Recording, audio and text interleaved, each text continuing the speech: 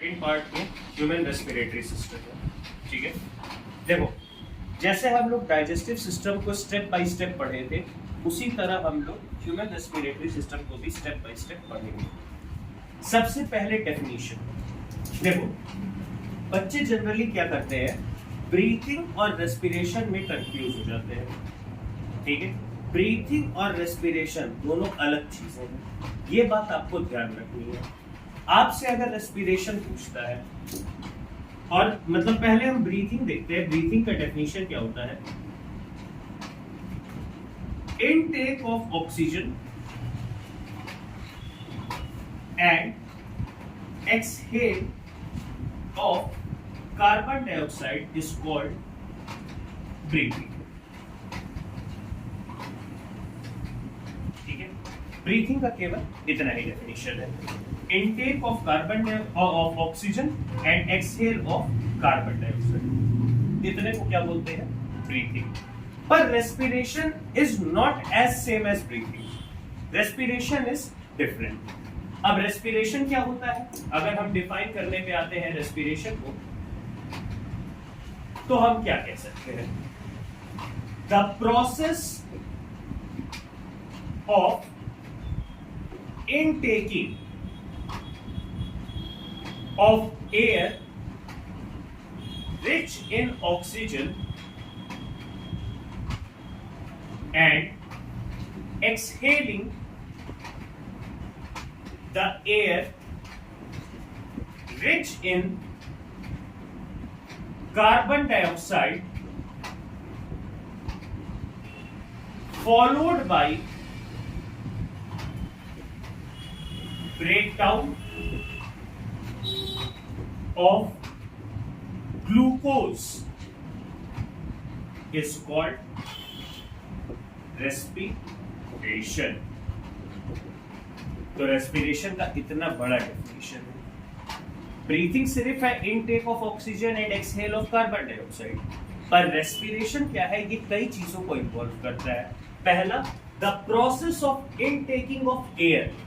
हम हवा अंदर लेते हैं। बहुत बच्चों का सवाल आता है, सर हम तो एटमॉस्फेयर में रह रहे हैं और एटमॉस्फेयर में तो हर तरह का गैस अवेलेबल है कि नहीं? अब इस एयर में से हमारे लिए कौन सा एयर प्रॉपर है, या हम ऑक्सीजन का कैसे चुनाव करते हैं, ये चीज ह्यूमन बॉडी करती कैसे है? तो बेटा ये डिपेंड करता है डेंसिटी पे।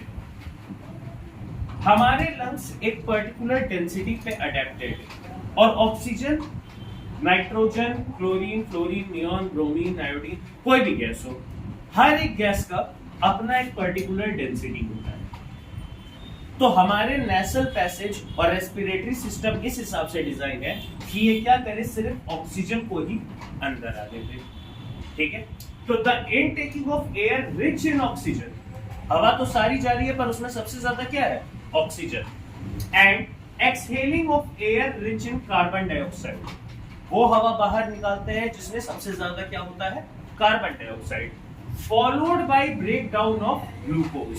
अब देखो यहाँ पे डाइजेस्टिव सिस्टम और रेस्पिरेटरी सिस्टम ऐसे कनेक्ट हो जाता है। डाइजेस्टिव सिस्टम में हमारा ग्लूकोज बना था, हमारा विलस क्या करता है? ग्लूकोज को एब्सॉर्ब कर लेता है, करता है। अब उसी तरीके से यहाँ पे वो ग्लूकोज जो एब्सॉर्ब हुआ है, अब हमारे शरीर में उससे क्या बनाना है? इसी ग्लूकोज से बनेगा एनर्जी। क्या बनेगा? एनर्जी। ये एनर्जी किस प्रोसेस के थ्रू बनेगा? रेस्पिरेशन के थ्रू। जब हम रेस्पिरेट करेंगे तो ये ग्लूकोज ब्रेक होगा और हमको क्या देगा? एनर्जी देगा। ये कैसे होता है अभी हम लोग समझेंगे। पहले हम लोग लंग्स के डायग्राम को समझ लेते हैं। लंग्स क्या है? बेसिकली एक बहुत डेलिकेट ऑर्गन होता है। हमारे शरीर के जितने भी डेलिकेट ऑर्गन है वो एक बोन सिस्टम के अंदर फिक्स रहते हैं। जैसे हमारा ब्रेन है वो स्कल के अंदर फिक्स है, हमारे लंग्स हैं वो रिब्स के अंदर फिक्स है, हमारा बैक है, ठीक है, स्पाइनल कॉर्ड है वो बैकबोन के अंदर फिक्स है। तो ऐसे ही हर एक चीज के ऊपर एक बोन की कवरिंग होती है जो प्रेजेंट होती है। तो यहाँ पे हमारे रिब्स हो गए। ह्यूमन बॉडी में सबसे मेन ऑर्गन जो रिस्पॉन्सिबल है वो है लंग्स, रेस्पिरेशन के लिए। ठीक है, पिछले टॉपिक में हमने एपिग्लोटिस के बारे में पढ़ा था, जो जंक्शन होता है, और सवाल आया था कि सर एपिग्लोटिस से इधर निकलने पे क्या होता है? तो बच्चों वही चीज विंड पाइप में कंटिन्यू हो जाती है। यही है आपका विंड पाइप। ठीक है, ये कार्टिलेज जैसा बना होता है, मतलब आपने देखा होगा ऐसे दबाओ तो वापस से स्प्रिंग टाइप स्ट्रक्चर होता है, ऐसे दबाओ तो फिर से ऐसे खुल जाता है, ऐसा ही कुछ स्ट्रक्चर हम इमेजिन कर सकते हैं। तो इसको रिंग्स ऑफ कार्टिलेज कहा जाता है, ठीक है। इसके बाद ऊपर लैरिंक्स फेरिंक्स होते हैं। लैरिंक्स बेसिकली हमारा वॉइस बॉक्स है, ठीक है, जिससे हमारी आवाज पतली या मोटी बनती है। इसके बाद आते हैं मेन दोनों डिवीजन, एक लंग्स में एक पाइप जाती है और दूसरे लंग्स में दूसरी। इसको क्या बोलते हैं? ब्रोंकाई। क्या बोलते हैं? ब्रोंकाई, ठीक है। ब्रोंकाई आगे चल के ऐसे डिविजन्स में मल्टीप्लाई होता है। ये जो आप वायरिंग देख रहे हो इसको बोलते हैं ब्रोंकियोल्स, ये दोनों लंग्स में पाए जाते हैं, ठीक है। और ब्रोंकियोल्स आगे चल के खुलते हैं एल्वियोलर सैक। जिस तरह से विलस जो था एब्जॉर्प्शन का काम करता था डाइजेस्टिव सिस्टम में, उसी तरह से ये एल्वियोली जो होता है ये क्या काम करता है? एब्जॉर्प्शन का। ये ऑक्सीजन को अंदर लेता है और कार्बन डाइऑक्साइड को क्या करता है? बाहर छोड़ देता है। तो मेन फंक्शन इसी एल्वियोली का होता है। सिंगल एल्वियोली देखें तो वो कुछ ऐसा भी हम बना सकते हैं। ओम का स्ट्रक्चर है, जब आप इलेक्ट्रिसिटी पढ़ोगे तो रेजिस्टेंस का टॉपिक आएगा, उसमें ओम आता है। ओम का भी स्ट्रक्चर ऐसा ही होता है। तो दिख रहा है ना, बल्ब जैसा है, ठीक है। तो इसको बल्ब लाइक स्ट्रक्चर भी कहा जाता है, ठीक है। और साइंटिफिक टर्म है इसका एल्वियोली, ठीक है। अब देखिए क्या होता है। ये एल्वियोली जो है, जब हम सांस लेते हैं, गहरी सांस सारे बच्चे लें तो क्या होता है? पेट बाहर आता है ना। सांस भरोगे पेट बाहर आएगा, सांस छोड़ोगे पेट अंदर चला जाएगा। जब कभी किसी के साथ घूम रहे हो तो क्या करते हो? पेट ऐसे दबा लेते हो, फिर ऐसे पेट निकल जाता है कि नहीं? तो ये कंट्रोल होता है। यहाँ पे एक लेदर का आप कह सकते हो ड्रम देखे हो ना, ड्रम बजाया जाता है, वैसे एक मेम्ब्रेन होता है लंग्स के नीचे जिसको बोलते हैं डायफ्राम। जब सांस लेते हैं तो लंग्स इस पे दबाव बनाते हैं। दबाव बनाने की वजह से क्या है? ये एब्डोमेन को बाहर फेंकता है, यानी आपके पेट को बाहर निकालता है। सांस छोड़े, रिलैक्स हो गया, पेट अंदर चला गया, ठीक है। तो इसी वजह से, डायफ्राम की वजह से हमारा पेट जो है वो बाहर की तरफ निकलता है। क्या ये हो गया ह्यूमन रेस्पिरेटरी सिस्टम होता क्या है, रेस्पिरेशन क्या होता है, ब्रीथिंग क्या होता है, ये सब हमने देख लिया। पर ये प्रोसेस यहीं पे नहीं समाप्त होता है।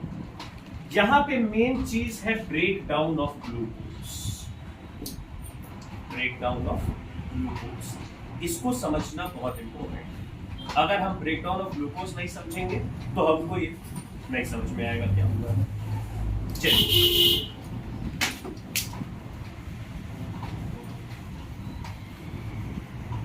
ठीक है। ग्लूकोज का फॉर्मूला हमें पता है C6H12O6, ठीक।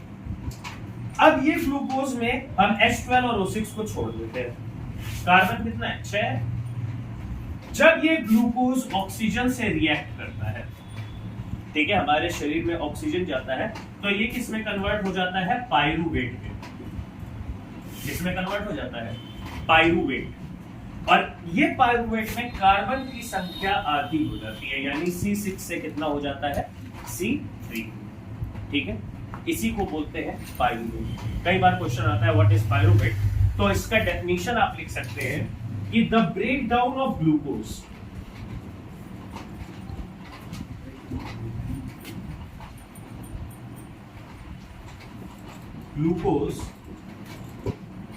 into C3 molecule by the help of oxygen is called pyruvate, ठीक है। यहां से आप पाइरूवेट के बारे में समझ सकते हैं। और जो बच्चे एनसीईआरटी से पढ़ रहे हो या एनसीईआरटी से रिफर किए हुए हो, अगर आप लोगों के पास एनसीईआरटी की बुक है तो आप सब लोग पेज नंबर 102 पुराने बुक से ये देखो ध्यान से, ये वाला डायग्राम ये दिख रहा है ना आपको, इसमें ब्रेकडाउन का पूरा प्रोसेस समझाया हुआ है, ठीक है। इसके रेफरेंस से अगर हम चलें तो ग्लूकोज 6 कार्बन मॉलिक्यूल था, साइटोप्लाज्म में पाया जाता है, स्टोर हो जाता है, पाइरूवेट में कन्वर्ट हुआ ऑक्सीजन से ट्रीट होने पे, जिसमें क्या हुआ 3 कार्बन के मॉलिक्यूल हो गए प्लस एनर्जी निकला। अब यहाँ पे 3 ऑर्गेनिज्म के बारे में बात हुई है। पहला है ईस्ट, दूसरा है मसल सेल्स और तीसरा है माइटोकॉन्ड्रिया। ईस्ट में क्या होता है? एब्सेंस ऑफ ऑक्सीजन, यानी ये ऑक्सीजन इनटेक नहीं करते हैं, तो इनमें प्रोडक्ट क्या निकलता है? इथेनॉल, कार्बन डाइऑक्साइड और एनर्जी। इनमें भी एनर्जी रिलीज हो रहा है। लैक ऑफ ऑक्सीजन जब कम होता है, लैक ऑफ ऑक्सीजन यानी एनाएरोबिक रेस्पिरेशन। अब ये देखो सेपरेट टॉपिक है। अगर मान लो मैं अभी आपसे कहूं कि जाओ बेटा 4 किलोमीटर दौड़ के आओ बिना रुके, 4 किलोमीटर दौड़ के जाना है, 4 किलोमीटर दौड़ के आना है, हालत खराब हो जाएगा, किसी भी बच्चे का हो जाएगा। तो आप सांस क्या करोगे? नाक से तो लो गई, मुंह से भी सांस लेने लगता है आदमी, मुंह खोल के हांफने लगता है। ऐसा क्यों होता है? क्योंकि हमारे लंग्स का एक टर्म है जिसको हम कहते हैं VLC, बहुत इंपॉर्टेंट टर्म है। इसका फुल फॉर्म होता है वाइटल लंग कैपेसिटी। बहुत इंपॉर्टेंट चीज है, एकदम ध्यान रखना, ठीक है। अब VLC क्या चीज है?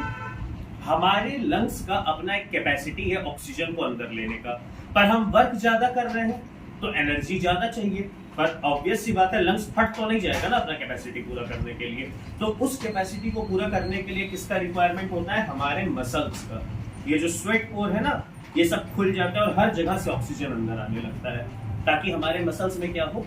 एनर्जी मिल सके। और उस वक्त हमको फील नहीं होता है, पर जब हम वो एक्टिविटी कर लेते हैं तो क्या होता है? हम थकने लगते हैं, हमारे शरीर में दर्द होता है। और उसका रीजन क्या है? कि हमारे मसल्स लैक्टिक एसिड रिलीज करते हैं। क्या रिलीज करते हैं?